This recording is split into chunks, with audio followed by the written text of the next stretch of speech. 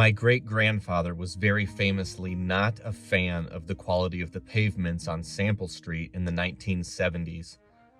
You can imagine his Chrysler bouncing over the pockmarked road through downtown South Bend, the stuffy man cursing under his breath with each bump and jostle. He was bound for the far west side, coming to visit my grandparents and my mom, and the drive was going to get worse before it got better. Just beyond downtown, he would cruise past the hulking remains of the Studebaker manufacturing complex, now closed up for a half a decade. "Falling apart," the old man muttered as he looked out upon the crumbling behemoth of a factory that used to put out 300,000 cars per year. Just like this road. When at last he arrived to his journey's destination, a house near Navarre Middle School, he clambered from the car and stepped toward the front door.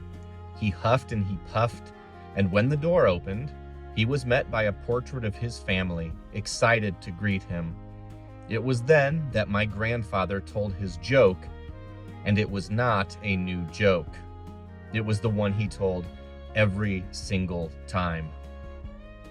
"Why do they call it Sample Street?" he asked, and he didn't give anyone else the time or the room to answer his facetious question. "Is it a sample of all the worst roads they could find in South Bend?" "No," my humorless grandmother would respond, either not getting the joke or refusing to indulge it. "It's named after Judge Sample." "Well, I've had a sample of that road," my great-grandfather would harumph, "and I've had enough."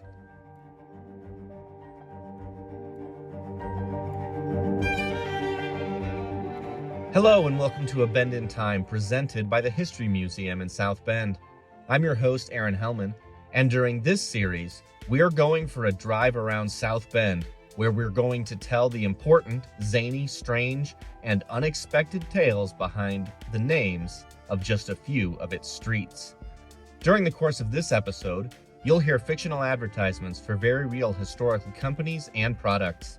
We do that to help break up the podcast, provide some levity, to include just a little more history than we could otherwise, and to give you a sense of the time and place when and where all of this is happening. The absence of actual paid advertisements is made possible by the generous underwriting of all 8 episodes in the series by the Doug Hunt family. In this episode, we're going to take a look at a few of South Bend's forgotten political heroes, a pair of locals who won elections and shipped off to Washington, D.C. There are others, of course, others even with their own street names that we won't get to in today's episode.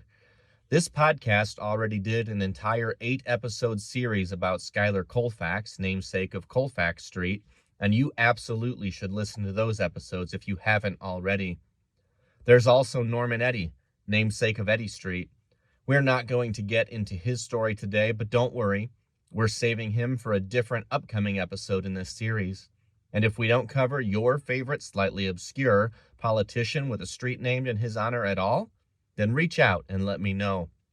But for right now, we're going to start our story with the very first South Bender to make the trip to Washington, D.C., Samuel Sample, or, as he was more commonly known, the Honorable Samuel Caldwell Sample.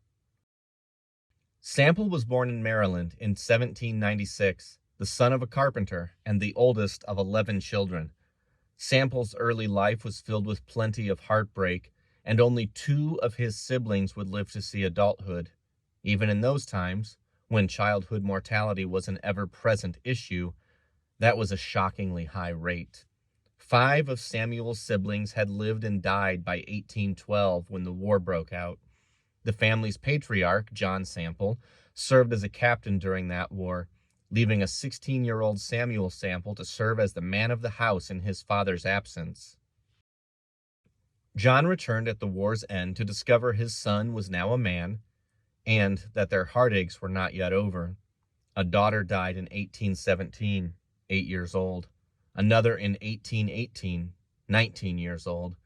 It's not hard to imagine why the family decided it was ready for a fresh start somewhere else. As part of his military benefits, John Sample was entitled to a Western land grant from the United States government. By 1823, he was ready to take them up on it. The family, or what was left of them, prepared to move out west, and in 1823, that meant Indiana. The Samples arrived first in Connorsville in 1823, the same year that Alexis Coquillard landed in South Bend. Sample worked alongside his father as a carpenter by day and studied law by night. In 1833, he was admitted to the bar. Then it was time to move to South Bend, or at least the place that would become South Bend. When Samuel Sample arrived, the town didn't have a proper name yet, but it was a prudent move all the same for the young lawyer. He was there early enough to be considered one of South Bend's original pioneers, and as one of its first lawyers, the man was already in a good position to get his name on a street sign someday. But what came next really sealed the deal. Sample was named prosecutor in 1834. 2 years after that, he was named judge of the Ninth Judicial Circuit, at about the same time his brother, Thomas Jefferson Sample, took a judicial bench in Muncie. 8 years later, Samuel Sample resigned from his position to pursue a congressional run. And when we come back from the break, Samuel Sample takes his talents to Washington, D.C.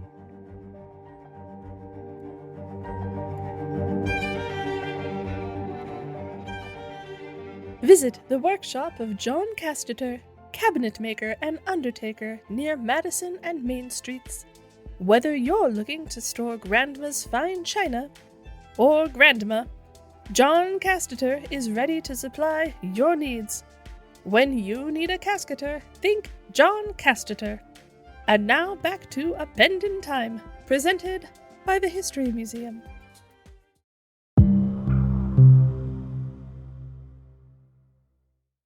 By 1843, northern Indiana had grown large enough to necessitate the creation of its own congressional district, and Samuel Sample was an obvious choice to originate the seat. Although friends would later claim that Sample was very much against his own wishes elected to Congress, the fact is that the judge did abdicate the bench to campaign for the higher office, and he did make 2 speeches a day for months in order to secure the nomination. Samuel Sample was a Whig, and he came into office riding a political wave. 2 years before Sample was elected, William Henry Harrison had become the first Hoosier and the first Whig to ascend to the presidency. Harrison's premature death had stalled the movement for a moment, but his vice president and successor, John Tyler, seemed poised to further the Whig agenda and increase its prominence. It was not to be. Tyler's time in the executive office was something of a debacle, and he was expelled from the Whig Party while he was the sitting president of the United States.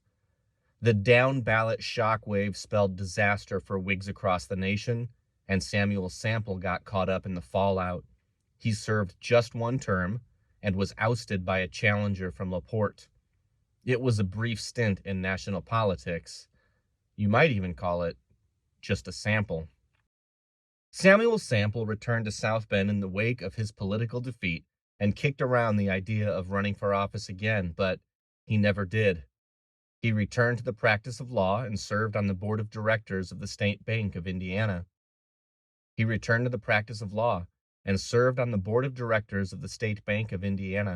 In true pioneer fashion, he was felled of dysentery in 1855 and was buried in the South Bend City Cemetery. In the aftermath of the judge's death, South Bend took time to grieve and celebrate their first national political hero. They renamed the old Oak Street in his honor, and at some point, at least according to my great-grandfather, they paved it very poorly.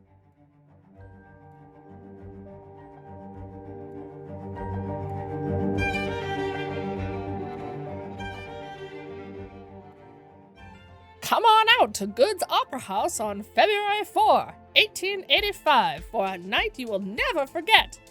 For one night only, the novelist George Cable and the one and only Mark Twain will appear in South Bend. Join us for a night of exquisite humor and pathos. Seats starting at 50 cents. Only at Good's Opera House. And now back to A Bend in Time, presented by the History Museum.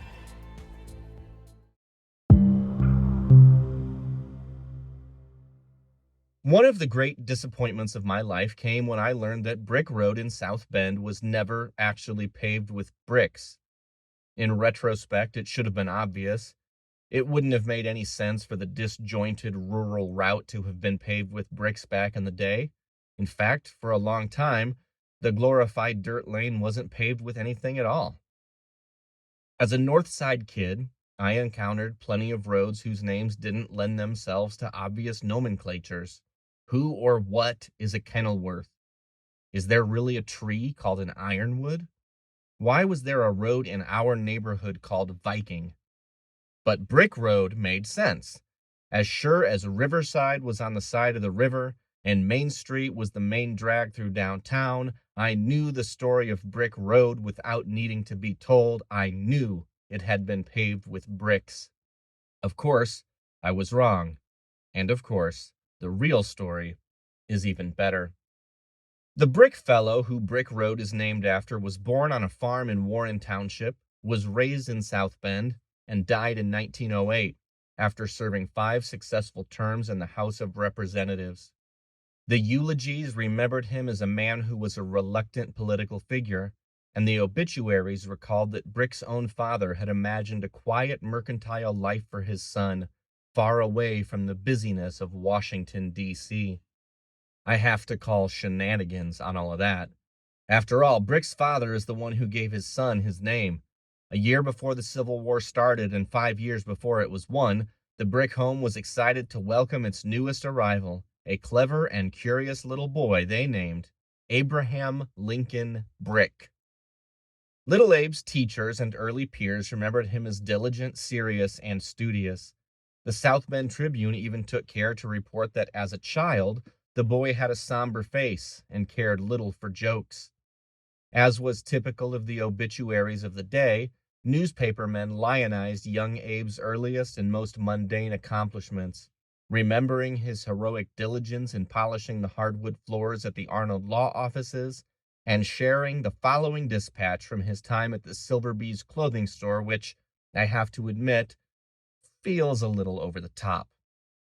It was his duty, the newspaper wrote, to brush every suit in the store once a week, and he did it with as much care as he worked out a legal problem in later life. Brick's time as an errand runner and floor polisher at the Arnold law offices whetted his appetite for the profession. He attended Cornell and Yale, then ultimately graduated from the law school at the University of Michigan, where he is still considered a notable alumnus. That's not to say that everything was easy for him. Brick occasionally suffered from unexplained and undiagnosed bouts of ill health, including one episode that forced a year-long sabbatical from his studies. There wasn't much of a word for it at the time, but the most likely explanation is that for his entire life, Abraham Lincoln Brick was plagued by anxiety. It was that same anxiety that led to Brick secretly acquiring a key to the South Bend Library, where he would retreat for whole evenings and days when he became overwhelmed with his schooling or his work at his first law office. Brick's anxiety might have caused him to think twice about running for public office, but it's hard to imagine that any other career was ever destined for the man. He was a well-connected and well-liked member of the Republican Party, a brilliant legal mind, and, of course, he had that name. In 1898, Abraham Lincoln Brick was elected to Congress. Brick would win subsequent contests and would push through ugly politics to get there, winning re-election in 1900 despite public and unfounded accusations that he was a heavy alcoholic who had renounced his belief in God. Brick was a consummate politician and knew how to retain the support of his district, championing a Washington, D.C. statue of the Polish hero Kazimierz Pulaski, and guaranteeing the enthusiastic votes of South Bend's West Side for the duration of his tenure. All told, Brick would win 5 elections, representing his district through the tumult of the assassination of President McKinley and the subsequent rise of President Teddy Roosevelt.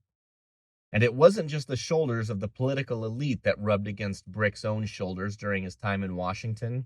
In a collection of letters he wrote to his daughter in South Bend, Brick shares his thrill at meeting Mark Twain and Henry Wadsworth Longfellow.